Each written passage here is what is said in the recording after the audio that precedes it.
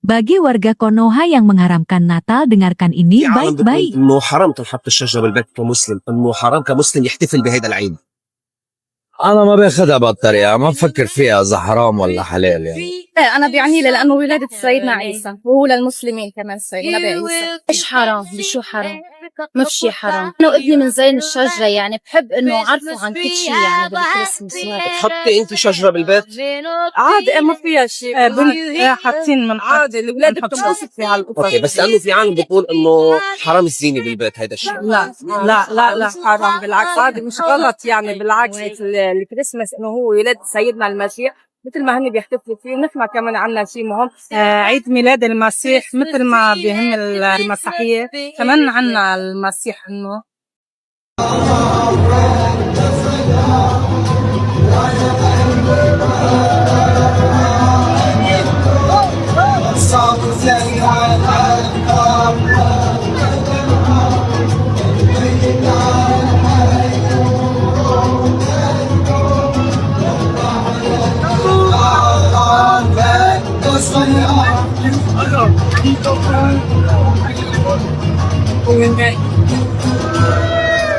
Ya, berarti kalau ada yang melarang orang untuk mengucapkan hari Natal, waduh, betul-betul saya pikir orang-orang seperti ini kenapa ya kok hanya dia nggak merasa bahagia dengan kehadiran orang lain gitu ya. Kalau saya melihat hari Natal, saya bergembira, saya bahkan hadir di berbagai prosesi Natal ya. Apalagi kalau saya sedang berada di luar negeri kan, daripada saya tinggal di hotel sendirian, saya hadir loh di berbagai misa ya. Karena kalau saya hadir di berbagai misa, saya merasakan kehadiran Tuhan ya di dalam diri saya, dan spiritualitas saya juga semakin menguat. Kalau misalnya pendetanya itu sedang atau romonya itu sedang berkhotbah tentang hal-hal yang menyedihkan, saya tuh menangis bahkan kadang-kadang orang bingung ya lihat kok saya bisa menangis ya, karena spiritualitas itu satu. Bagaimana hati kita itu bisa terenyuh dengan cerita-cerita penderitaan sesama manusia. Cuma begini, pohon Natal di Indonesia diharam-haramkan Pak bagi orang Islam. Anda tahu, di Dubai dan Abu Dhabi justru malnya orang Islam membuat pohon Natal terbesar sedunia. Sampai ukuran sekian puluh meter. Ini membuat siapa? Orang Abu Dhabi dan orang Dubai. Lucunya lagi apa? Di Indonesia banyak orang Islam tidak berani menanam pohon cemara. Alasannya apa? Cemara itu lambang Natal. Maka kalau orang Islam nanam cemara, dia menjadi kafir. Pertanyaan saya, sejak kapan pohon punya agama? Arab Saudi benar-benar mengalami perubahan yang menggembirakan sejak dipimpin putra mahkota Mohammed bin Salman atau MBS. Apalagi soal toleransi beragama, termasuk dalam hal perayaan Natal. Ini terlihat menjelang hari-hari perayaan Natal tahun 2024 ini. Transformasi perubahan Arab Saudi diunggah akun TikTok @marush650 pada 7 November lalu. Akun ini bilang, suasana perayaan Natal sekarang ini sangat berbeda saat 5 tahun lalu, terutama di kota Riyadh. Dulu masyarakat Nasrani di sana merayakan Natal secara diam-diam. Gak cuma pas Natal, bahkan pemilik toko yang menjual souvenir Valentine pun sempat ditangkap polisi agama. Tapi sekarang keberadaan polisi agama itu udah gak terlihat berpatroli lagi selama 5 tahun terakhir. Banyak toko-toko dekorasi saat ini menjual secara terbuka pohon Natal, hiasan, maupun kostum Sinterklas. Gak cuma dekorasi, sekarang ini toko-toko juga menjual boneka salju dan boneka rusa kutub. Berbagai kafe kelas atas termasuk kafe Batil, menjual kurma yang dibungkus kotak berbentuk bintang, serta dihias warna merah dan hijau. Restoran menawarkan paket makan malam Natal, sementara lagu Natal sudah mulai diputar di setiap pusat perbelanjaan. Walaupun memang masih ada beberapa larangan yang diterapkan, seperti larangan memasang pohon Natal di setiap rumah sakit. Perubahan ini memang bukan hal baru ya, bahkan udah terjadi sejak 2020. Apa yang dilakukan Arab Saudi jelas luar biasa. Transformasi ini jadi langkah positif dalam membangun toleransi beragama, meskipun masih terbatas. Keberanian pemerintah Saudi untuk membuka ruang bagi perayaan Natal menunjukkan upaya menciptakan harmoni sosial di tengah keberagaman. Reformasi MBS bertujuan menjadikan Arab Saudi lebih terbuka, modern, dan menarik bagi dunia internasional, baik untuk investasi maupun pariwisata. Arab Saudi keren.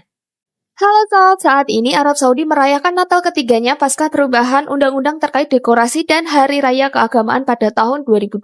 Natal yang dulu dirayakan secara tertutup di Arab Saudi kini diperingati secara lebih terbuka dengan dekorasi Natal yang dipajang di depan umum di etalase toko. Di masa lalu perayaan keagamaan non-muslim tidak diakui secara publik, tetapi setelah visi 2030 Putra Mahkota Mohammed bin Salman diumumkan, festival keagamaan dan lainnya telah dirayakan. Para warga yang merayakan Natal pun bersukacita dengan kebijakan dari Putra Mahkota Saudi tersebut. Sejak saat itu, perayaan Natal di Saudi dirayakan secara terang-terangan dengan segala pernak-perniknya di toko-toko hingga ruang publik di Jeddah hingga Riyadh. Keren banget ya Sob, sekarang masyarakat Kristen di Arab Saudi bisa merayakan Natal dengan sukacita.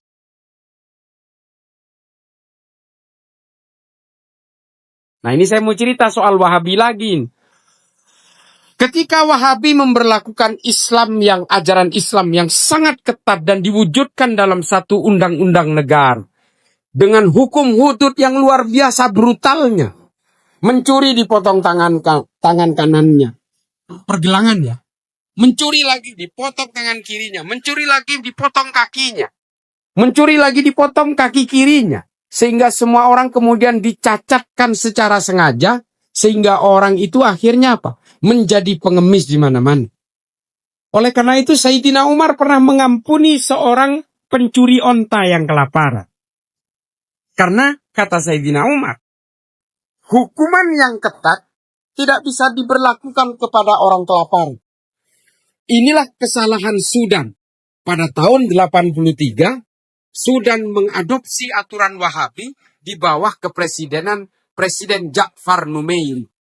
Hukum hudud diperlakukan dan kemudian orang-orang kelaparan ini kemudian mencuri semua dan dipotong tangannya satu persatu hingga akhirnya Sudan menjadi pengekspor pengemis bertangan buntung terbesar di dunia. Ini sudah. Jadi kalau orang-orang lapar itu jangan kasih aturan yang ketat. Saudi saja yang makmurnya setengah mati itu masih saja ada orang mencuri dan dipotong tangan yang sudah kaya sekalipun. Dan perempuan-perempuan kemudian banyak yang dirajam karena perempuan-perempuan ketika di kerangkeng dia berusaha memberontak. Dia pada akhirnya apa? Perempuan-perempuan Saudi tidak percaya dengan adanya Tuhan. Jangankan agama. Dek pangeran, nah ini Cak Mature ini. Dek pangeran saos tak percaya. Kepada Allah pun dia tidak percaya. Sehingga apa? Orang-orang yang tidak percaya kepada Tuhan di Saudi, terutama kalangan perempuan, akhirnya memilih kabur dari Saudi. Siapa saja mereka? Rana Ahmad, Rahaf Al-Kunun, Dina Ali Sahnun, Ajwa, Ayla, semuanya kabur dari Saudi. Lebih memilih untuk menjadi ateis. Kenapa? Hidupnya di kerangkeng di Saudi. Perempuan Saudi tidak boleh keluar rumah kalau tidak didampingi oleh mahram. Ketika itu. Sehingga apa? Perlawanan-perlawanan kalangan perempuan terhadap kerajaan Arab Saudi ini semakin menggelombang. Sebuah survei dari Gallup International mengatakan tahun 2018, 5 dari 300 rakyat Saudi lebih memilih menjadi ateis. 5 dari 300. Dari 5 ini, 4 perempuan, 1 laki-laki. Dan mengapa perempuan yang kemudian lebih memilih menjadi ateis? Yang lebih memilih menjadi kafir, karena perempuan ini selalu menjadi korban di Saudi. Oleh karena itulah kemudian pemerintahan Muhammad bin Salman mengubah semua itu dengan sasaran utama adalah memberikan kebebasan kepada kalangan perempuan sebagai langkah awal. Kalau tidak, pemberontak di Saudi itu adalah kalangan perempuan semua. Lalu kemudian hijab tidak diwajibkan, perempuan boleh nyetir, perempuan boleh bekerja, keluar rumah tidak perlu pakai mahram, keluar negeri juga tidak perlu pakai mahram. Hanya cukup meminta izin saja kepada mahram. Saudi pun sudah menyadari kesalahannya hari ini. Bahwa aturan-aturan yang ketat ini pada akhirnya tidak bisa diberlakukan seiring dengan peradaban manusia. Pernyataan Muhammad bin Salman yang harus kita catat. Kalau pemerintah Arab Saudi tetap menggunakan undang-undang dari aturan Muhammad bin Abdul Wahab hari ini, maka Saudi akan menjadi negara paling primitif di dunia. Ini. Karena apa-apa bid'ah. Begini-begini bid'ah. Orang-orang Wahabi memaksa dengan pengakuannya sebagai ajaran yang paling otentik dengan ajaran Nabi, lalu mereka memaksa untuk mundur ke peradaban pada abad-abad awal. Sehingga Saudi betul-betul ketinggalan kalau dibanding dengan negara Arab yang lain. Belum dengan Indonesia. Saudi hari ini hasil risetnya Gallup International ya, bahwa orang Saudi pun anak muda umur 10 sampai 15 ditanya makamnya Rasulullah itu di mana. Mereka nggak tahu. Ada yang menyebut Taif. Ada yang menyebut ada di Tabuk. Ada yang menyebut di Mekah. Ini makamnya Rasulullah. Ini anak muda Saudi. Kenapa? Kecintaan terhadap Nabi tidak dibangun dengan budaya-budaya yang mengakar. Ini adalah efek dari mereka karena mereka mengharamkan maulid dan sebagainya. Kalau saya waktu kecil di Madura, itu sudah diajari ketika bulan maulid itu, pas hari maulidnya, itu keliling ke kampung-kampung. Datang ke rumah-rumah itu untuk merayakan maulid. Karena apa? Kecintaan kepada Nabi dibangun dengan akar-akar budaya. Saudi mengharamkan itu. Sehingga generasi Saudi hari ini betul-betul melenceng dari kecintaan-kecintaan terhadap Nabi. Dan hari ini semuanya dirubah. Ini sebentar lagi nih bisa jadi di Masjid Nabawi kalau ada maulidan, makin bingung orang Wahabi di Indonesia. Makin kebingungan nanti. Ketika di sini Ustadz Wahabi mengatakan haram orang penjual kue yang menjual kue kepada orang Kristen mau merayakan Natal. Nggak berapa lama kemudian, pemerintah kerajaan Arab Saudi menganjurkan silahkan orang Nasrani di Saudi untuk merayakan Natal. Dan toko-toko kue di Riyadh, di Dammam, dan Al-Khobar menjual kue-kue Natal. Yang notabene pemiliknya orang Islam. Kebingungan lagi. Saya tantang kepada Khalid Basalamah, berani nggak memprotes kepada Raja Saudi? Nggak ada yang berani, Pak. Padahal mereka alumni Saudi semua. Alumni Madinah. Alumni Mekah. Nggak ada yang berani protes. Karena takut mereka. Mereka takut kalau ke Saudi mereka bisa dipenggal itu kalau melawan raja. Mereka orang Indonesia. Tapi ketika mereka bersekolah, itu kan dibayar oleh pemerintah kerajaan Saudi untuk beasiswa ke Arab Saudi. Dan ketika pulang ke Indonesia, mereka diberi ransel-ransel ideologi untuk disebarkan di sini. Sementara ideologi yang hari ini mereka sebarkan di Indonesia bertolak belakang dengan kebijakan pemerintah Arab Saudi yang sekarang. Nggak ada yang berani ngelawan tuh. Malah mereka tetap aja mencaci maki Nahdlatul Ulama. Sementara kerajaan Arab Saudi yang hari ini jauh lebih liberal dari Nahdlatul Ulama, mereka nggak berani menyerah. Gitu loh. Di sini sebebas-bebasnya kita untuk melakukan intimasi sosial, Nahdlatul Ulama sampai hari ini menolak untuk mendirikan kasino di Indonesia. Saudi hari ini sudah membuat kasino, sedang membangun. Tapi apa? Yang dicaci maki oleh ulama-ulama Wahabi Salafi tetap NU, Pak. Bukan Raja Saudi. Nah ini loh, anomali-anomali ini pada akhirnya sama seperti penganut komunis di Korea Utara. Ketika komunis sudah tumbang di Rusia, orang-orang Korea Utara makin jadi, Pak. Komunis di Rusia udah bubar.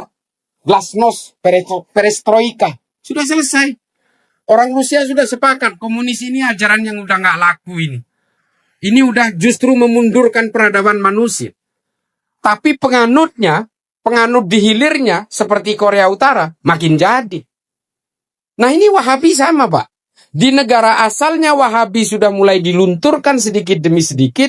Tapi di negara hilirnya, di Korea Utaranya Wahabi makin jadi. Indonesia ini.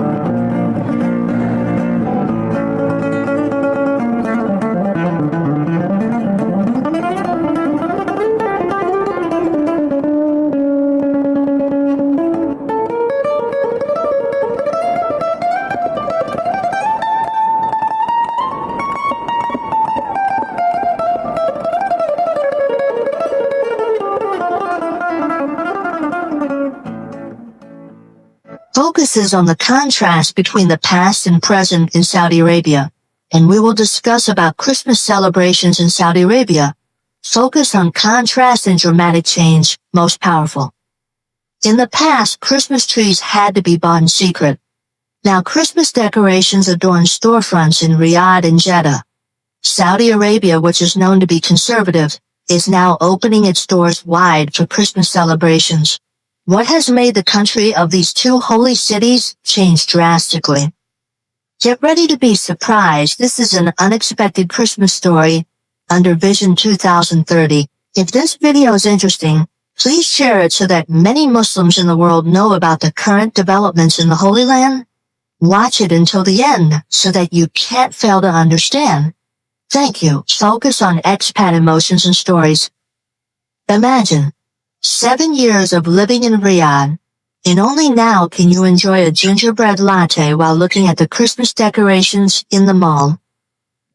For thousands of expats, Christmas in Saudi Arabia is no longer a clandestine celebration behind closed doors.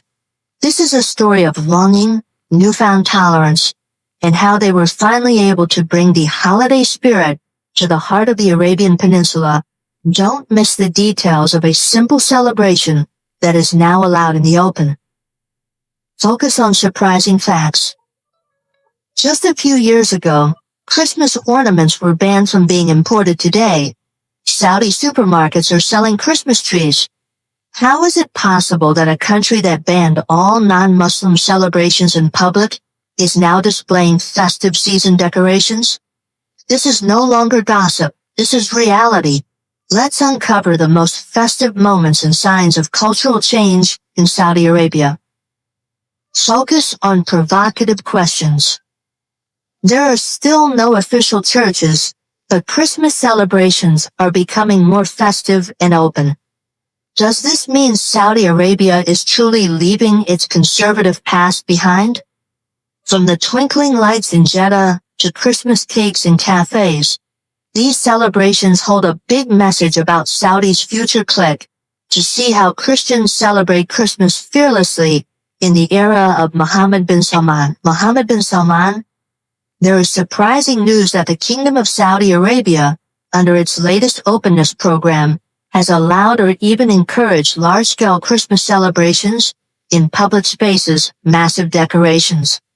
All main streets in Riyadh, Jeddah, and even around the holy areas of Mecca and Medina are claimed to be filled with sparkling Christmas lights, Santa Claus dolls as tall as buildings, and hundreds of giant Christmas trees displayed in malls and city squares. Saudi Arabia has eased restrictions on non-Muslim celebrations in recent years.